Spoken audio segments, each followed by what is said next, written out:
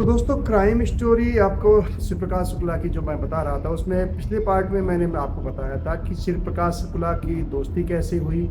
अनुज प्रताप सिंह, आनंद पांडे, राजन तिवारी, सुधीर त्रिपाठी और सूरज भान। तो अभी सूरज भान के बारे में नहीं बताया, अभी इन लोगों के 4 लोगों के बारे में बताया कि इनसे दोस्ती कैसे हुई, कैसे बना एक ये गैंग। अब शुरुआत करते हैं। तो पहले पार्ट में आपको मैंने बता दिया था कि भाई जो राकेश तिवारी की हत्या उसने क्यों किया था।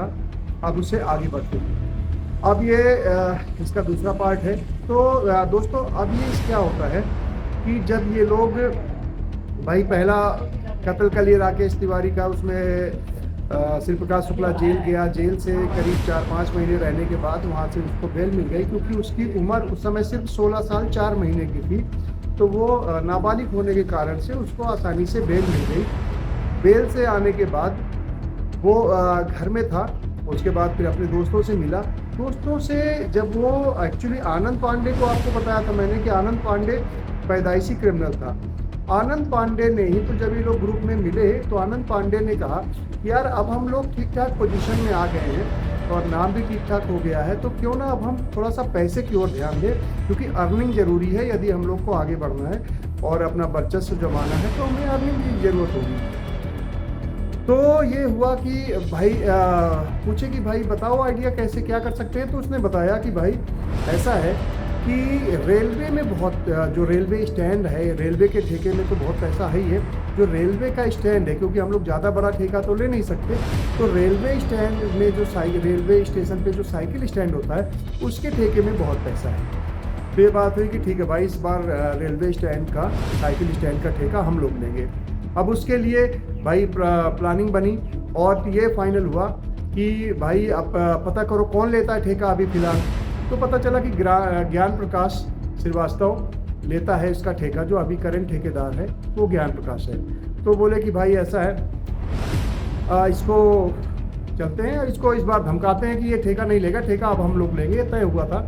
तो ये और आनंद पांडे दोनों गए उसके घर पे, ज्ञान प्रकाश के श्रीवास्तव के घर पे गए और घर पे जाके उसको ये सिर्फ समझाना चाह रहे थे, बोलना चाह रहे थे कि भाई इस साल का ठेका तुम नहीं लोगे। उसको धमकाएंगे, मतलब इन लोगों ने प्लानिंग किया था कि उसको पहले मना करेंगे ठेका ना ले।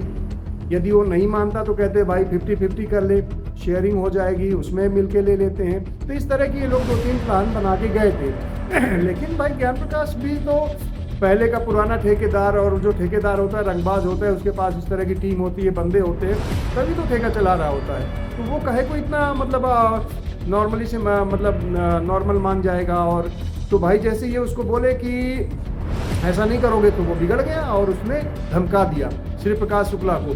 और जैसे उसने श्री प्रकाश शुक्ला को धमकाया, श्री प्रकाश शुक्ला ने पिस्टल निकाल लिया और पिस्टल निकाल के पिस्टल निकालते ही ज्ञान प्रकाश श्रीवास्तव की और इनकी झूमा झटकी होने लगी।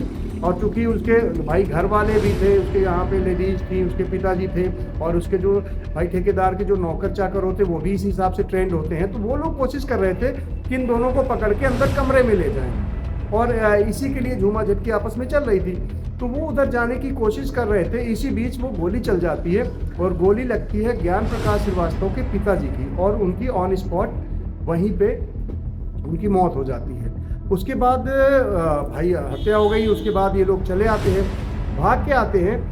तो उस समय फिर मैं आपको एक बात और यहाँ बता देना चाहता हूँ। अभी एक पॉडकास्ट देख रहा था, वो मिश्रा का, सुरेश कौन सा मिश्रा है उसका, मैं पॉडकास्ट देख रहा था। उसमें राजेश पांडे जी ने कहा कि उसकी सुनीता शुक्ला के जो बहन की हत्या किया था, इसी वजह से तो भाग के वो फरारी काटने के लिए बैंकॉक गया था। तो जहाँ तक मेरा मानना है, जहाँ तक रिसर्च बताते हैं कि भाई उस केस में वो बैंकॉक नहीं दिया था। उस जो पहला राकेश तिवारी का मर्डर किया था उसमें तो उसकी अरेस्ट हुआ था, उसके पिताजी ने ही अरेस्ट करवाया था, और 4-4.5 महीने बाद उसकी जमानत हुई थी।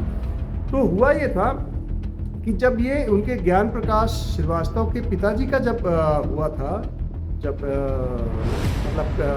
हत्या हुई है, उसमें वो फरारी काटने के लिए बैंकॉक चला गया था। क्योंकि बैंकॉक में उसके पिताजी पहले जब एयरफोर्स में थे तो उनकी पोस्टिंग बैंकॉक में थी, तो वहाँ पे थे, तो उनके कॉन्टेक्ट्स थे।